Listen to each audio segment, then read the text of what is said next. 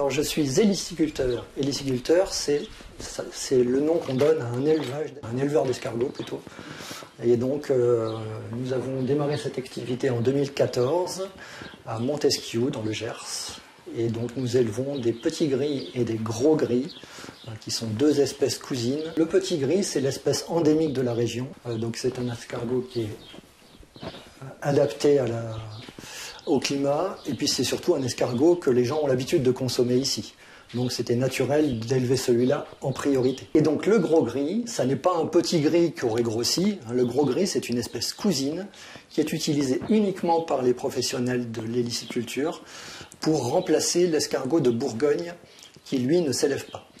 Et donc c'est un escargot qui vient d'Afrique du Nord. On ne le trouve pas à l'état naturel en France, sauf échappatoire, quoi. Et donc il est utilisé par les éleveurs parce qu'il s'élève comme le petit gris, c'est-à-dire qu'on obtient un escargot adulte en 5 à 6 mois.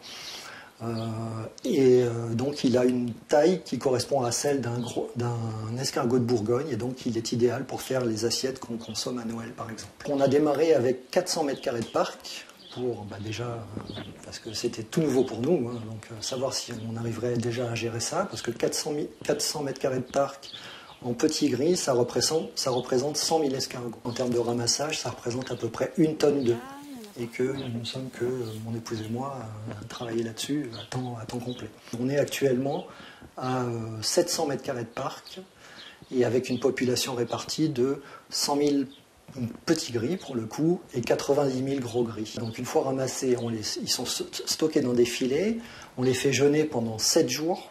Jeûner, ça veut dire qu'on leur donne rien à manger du tout. Donc ils sont dans des bien serrés dans des filets, sous des ventilateurs qui permettent effectivement d'éloigner les mouches, les insectes et tout ça, et qui vont en plus, comme ça fait un certain vent, qui vont forcer l'escargot à rentrer dans sa coquille et à fabriquer un voile, et donc à se mettre en condition d'hiver. Voilà. Et à la fin des 7 jours, il sera complètement purgé au niveau des intestins. Son cœur va descendre à 1 pulsation minute et il aura fermé sa coquille avec un voile calcaire et il sera prêt à rentrer en hibernation. À partir de là, toutes les caisses, après vérification, on les stocke en chambre froide. On transforme tout au lycée agricole de Mirande, où ils ont un grand labo agréé CE, bien entendu.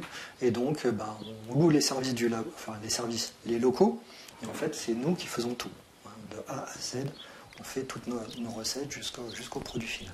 On tient absolument à rester effectivement, on va dire petit, à échelle humaine et de façon artisanale, et tout faire de A à Z, c'est-à-dire du naissant jusqu'à la commercialisation. Ce qui nous intéresse, c'est de toucher le client final et d'avoir son retour surtout. Les verrines, ça va être effectivement pour nos clients, les clients qui viennent effectivement à la ferme, pour les différents canaux de distribution, ça va être effectivement Gourmandici, ça va être les locavores, ça va être La Ruche qui dit oui. Les assiettes, ça va être pour les marchés de Noël que nous on va faire en décembre, pour le magasin aussi.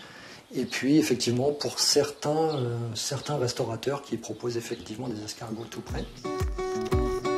Il faut savoir que l'escargot, c'est le règne animal, c'est un animal qui est tout en bas de la chaîne alimentaire. Donc il a énormément de prédateurs. Et le roi des prédateurs pour l'escargot, c'est le rongeur. On estime qu'une bonne année en élevage, c'est quand on a 30% de pertes. Donc c'est quand même, il n'y a pas peu d'élevages où en fait on trouve normal de perdre 30% de son cheptel.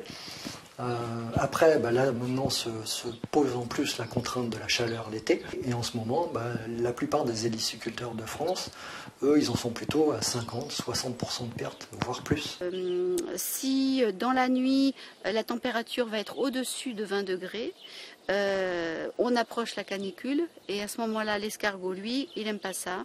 Il se colle quelque part et il estive. C'est-à-dire que c'est à peu près la même chose que l'hibernation, en fait, mais côté été, quoi. Donc il se met dans un coin, il se colle et il se nourrit plus. Et alors là, pour le coup, c'est dommageable pour nous parce que s'il ne se nourrit pas, il ne grossit pas et nous, on n'a pas d'escargot mature qu'on peut commercialiser, quoi. Donc du mois d'avril jusqu'au mois de août, septembre, c'est vraiment les températures, l'humidité, c'est ça auquel il faut être très attentif. Je suis en train de ramasser les escargots qui sont matures. C'est-à-dire, par exemple, les escargots qu'on voit casqués. Lorsque l'escargot a cette coquille qui recourbe comme ça, il est mature, il est prêt à se reproduire et surtout il ne grandira plus. Il a atteint sa taille maximale. Et donc là ici nous avons des petits gris et des gros gris. Et donc pour voir la différence entre le petit gris et le gros gris, non seulement il y a une histoire de taille, mais il y a aussi une histoire de couleur de chair. On peut voir là ici le gros gris et ici le petit gris. Donc voilà, un escargot mature puisqu'il a la casquette, hein, la coquille se redresse un peu là au bout. Et donc c'est un petit gris puisque sa chair est blanche. Il est d'une jolie taille ma foi. Et donc celui-ci, il est bon pour la consommation. Et ici, en particulier dans le Gers, en fait, les gens utilisent plutôt le petit gris pour faire les cargolades et les escargolades. Voilà. En fait, les poules, on les lâche dans les parcs. Elles grattent, elles retirent toutes les larves de limaces, tous les insectes qui sont un petit peu en trop, quoi. Et ça nous aide grandement pour que le parc soit propre pour la saison suivante. Et puis en même temps, elles nous font des œufs, elles sont bien gentilles. Voilà.